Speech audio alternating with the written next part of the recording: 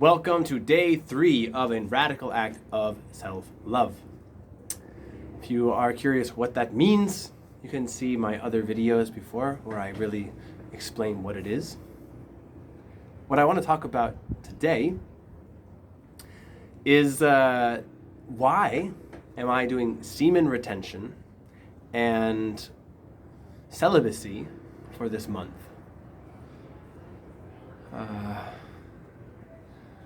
I smile because I'm like, wow, this feels edgy for me to share this with you all.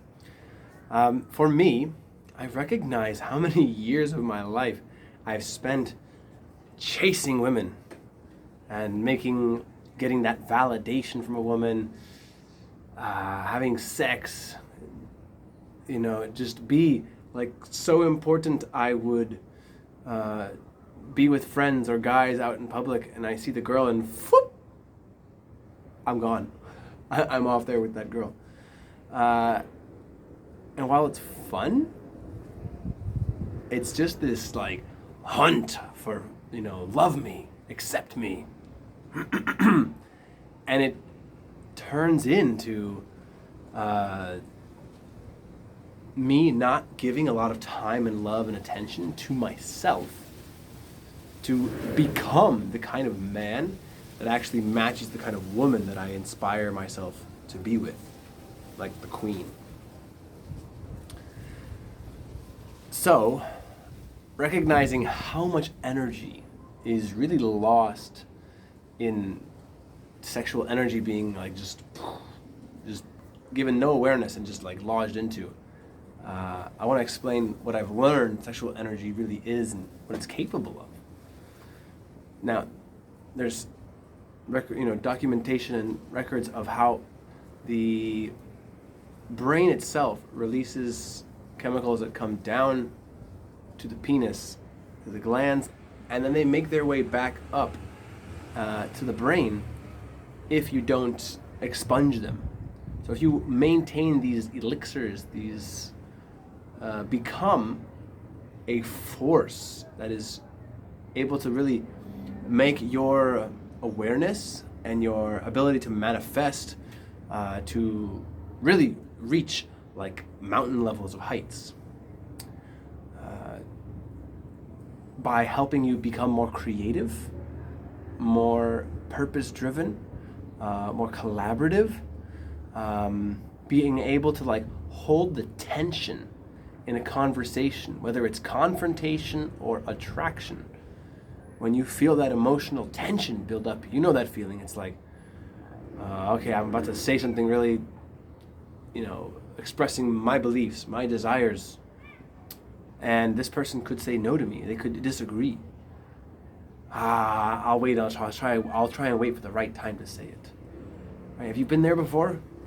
Like I have been countless times, and holding the tension on when I want to say what I want to say, and then just be there, knowing that whatever they say, I'm okay. My sense of value is not dependent on their response. And when this person feels your like potency because you're holding that line, look at these fingers. By doing that, the person themselves can get sucked into your reality and can witness you and feel you in your power and decide, do I want that?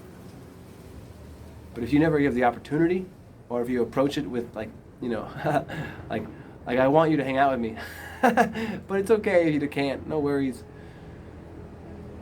Then it loses its like glue. It loses its ability to really like make somebody feel your presence. So the intention is with semen retention and with celibacy, no penetrative sex, like kissing, touching is okay. With the intention though, of being intentional, like having it like concise, like I only want to engage in those acts with a woman that I feel like, I feel shy to say, that I feel love with. So I don't allow myself to settle for someone who's, you're okay, they hit some boxes, but I don't want to be with them. Nah, I'm done. I don't want to have that anymore. I've made my list of what is the amazing woman that I would spend my life with, and I know that I have to match a lot of that information. I'm thinking about some of the things on that list that are pretty naughty. She must love my cock. Not to mention be intelligent, have her own social circle, and so many things. It's a really fun list to make, though. I threw myself off with sharing this, being extremely honest with what's on my list. I feel shy. I notice a smile on my face and numbness in my chest. And my body taking a deep breath as I acknowledge what I'm experiencing. I love this. Thank you, Radical Honesty, for helping me to really define these pieces and create. Like, I feel more free now to get right back into the connection versus trying to just barrel forward without acknowledging what I'm experiencing. The idea is that whenever these kinds of impulses, the cravings, the urges for validation from women, whenever these happen, I would take that moment's energy and funnel it towards my purpose, towards my brotherhood, towards making a call with my parents and expressing love, right? Penetrating the world with my love and my intentions, rather than just leaking that energy, settling for a partner that's just for right now.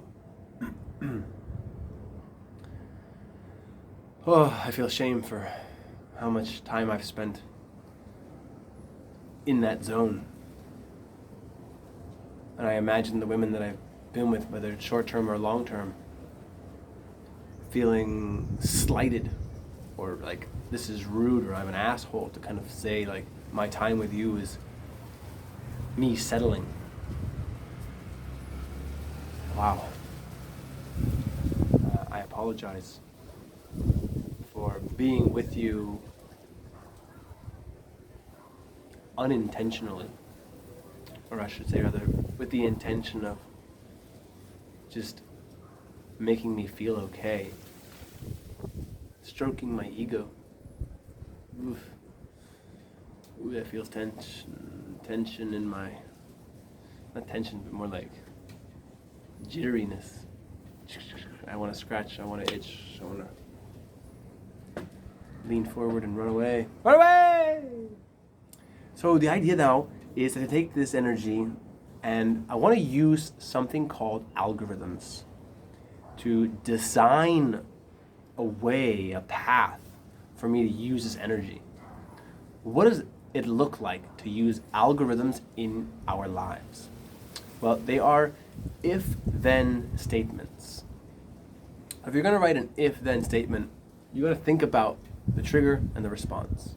So if I feel a sexual urge and I want to look on Instagram at the girls' pictures, or if I want to go out to the spot to go dance, then I will write. If I feel that urge, then I will sing. If I feel this urge, then I will make this video. And now take that moment as a catalyst for my purpose. Because that's telling me, wow, here's some energy for my sexual drive, which is creative energy, and let's drive that towards something that's in alignment with my purpose. And by doing this again and again and again and again and again and again, a woman that I feel attraction for genuinely at a level of willingness to be with you for life or as long as we really feel connected, she'll just walk up to me. There's no chasing necessary. Wow, to imagine that my whole body feels softer and like anxiety just melted away is what I'm telling myself.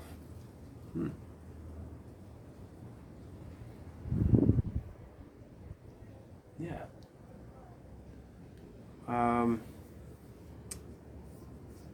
Now, I realize with withholding my sexual drive, escapism still happens from what I fear. And that escapism is really when I choose cookies, when I choose sweets, when I choose a nap. The naps happen because I eat cookies. So food, sex, I'm not even smoking marijuana this month. Like that would be another way to avoid responsibilities and my intentions to grow my business and my ability to be of service to the community at large. Those are more opportunities to turn into algorithms. So if I crave cookies, then I repeat this phrase in my brain, like, and I can choose. I have many phrases. One that I want to say right now. Let's go with, if I crave cookies, then I remind myself, fear feeds on time, right? Which is an idea to help me recognize, well, I'm feeling afraid, like, let's just get back to action. If I crave cookies, I remind myself, I have the support of God, of Source, with me right now. Keep going. Something to inspire me to stay my course. And this will be super valuable. I have a list of shameful things to admit, and I feel very scared to do that. Why am I doing this? Remember my intention, Keegan. Because I recognize that when I want to create my businesses and express myself to create like a larger reach for clients, I hold back thinking, oh no, if I get too big or too well known, everyone's going to discover my darkest secrets and it will ruin me. So what if I just claim and I own those experiences and I use them as potent fuel to connect with people from a place of love and acceptance? Now the thing that stopped me becomes a thing that propels me. So releasing shame. Whew. I feel shame for cookies, how much I eat this food.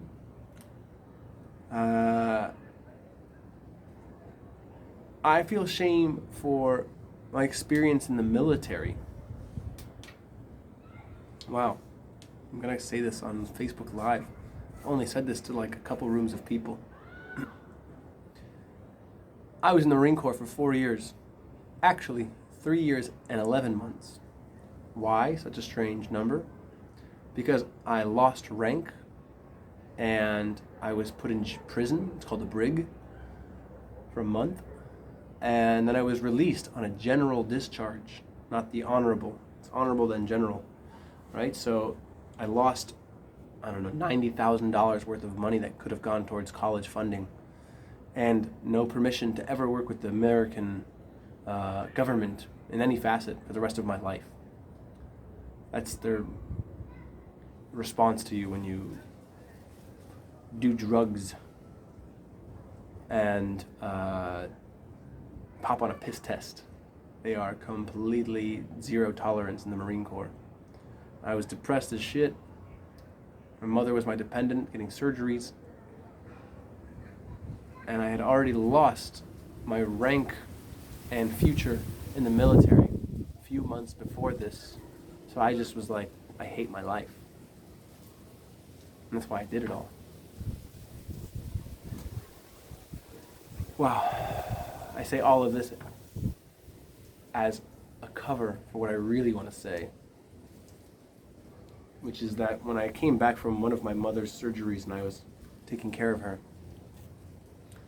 I was in Japan, And my friends and I rented a hotel room on base across the street from our barracks room so we could have twice as much alcohol because there was no guard watching us.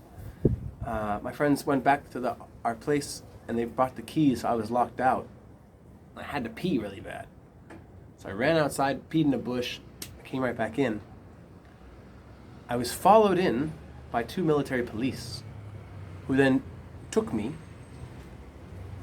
handcuffed me, and brought me to my commanding officer on duty that night and informed him of this. And I was then penalized, I was punished by getting 150 days of like lockdown where I have to stay in my uniform and be in just my bedroom or at work and get a piece of paper signed every 2 hours to prove that I'm sober and in uniform from 6 a.m. to 10 p.m.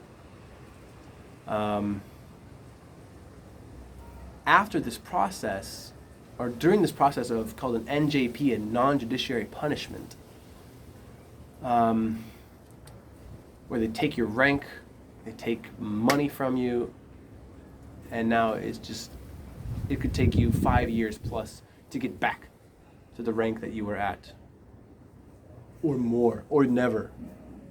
So I was really scared of this, and I was really sad about this. So I was like, fuck, what story can I make up to like get out of this ticket? This is so fucking pissing me off. And I went with the idea of trying to get people's pity to cancel this thing out. Not telling the truth, but just getting their pity. I did that by telling them I had a peeing problem. That by leaving my mother after our surgeries, I'm still mentally worried about her and scared, and I pee my pants if I have a weak bladder now because I'm anxious about this. And to prove that, while the colonel is in front of me to give me this NJP, I'm wearing my dress uniform and I purposely pee my pants in front of his face while he's telling me you're losing rank and money, just so that I can try to get his pity to be like, you know what, you have a problem, let's not do this. I didn't feel like I was confident or permission to just voice what I needed. I was feeling like I was a slave that has to follow the rules of everything that's going on without voicing my opinion. And that's so dangerous for us to think we have to just follow a system by what they say because that's the way it is. No. We can challenge any system to prove it's working for us versus against us by owning our actions and being honest about why we did it, what we did, and how can we make this better. I imagine it could have been a completely different experience if that was the case. So I felt shame for this. I felt so like, God, I'm going to be like Mr. fucking pee pants to people. Oh, my body really breathes deeply on this. I imagine the whole planet could watch this video as I put it on YouTube. And I imagine telling this story again and again and again to people, hopefully in a way that is really piercing through the veil of their shadow to create a sense of safety, to express your pain and realize it does not define me. It's just something that happened. Nobody cares. I imagine you're going to forget about this. Maybe you'll tell somebody and then you'll be like, that was crazy. I can't believe he did that. Anyways, back to my life. Right? That's how we are as humans.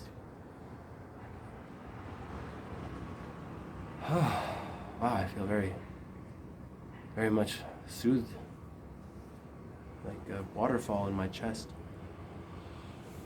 I'm yawning. That tells me my brain is releasing something. I appreciate you for watching this if you're watching. And Keegan, I love you so much. I appreciate you for sharing this and being bold. I tell myself, you're being bold by doing this. By doing this.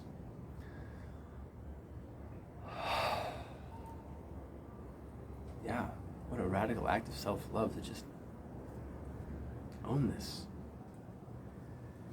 and allow yourself to be accepted throughout this. I could cry.